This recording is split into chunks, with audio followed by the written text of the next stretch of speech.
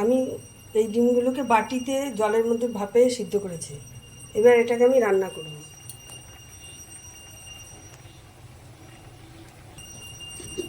কড়াইতে তেল দিয়ে দিলাম আমি, এর মধ্যে দিয়ে দিলাম আমি একটু গোটা জিরে। এবার দিয়ে দেবো টমেটো এবং পেঁয়াজ রসুন বাটা।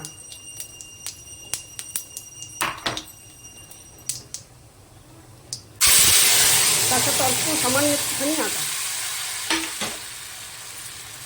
এর মধ্যে দিয়ে দেবো আমি একটু হলুদ গুঁড়ো আর একটু লঙ্কার গুঁড়ো,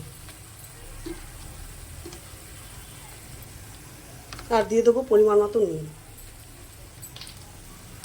মশলাটা কষে গেছে, এবার সামান্য পরিমাণে জল দিয়ে দেবো। এবার এর মধ্যে আমি দিয়ে দেবো ডিম ভাপাগুলো।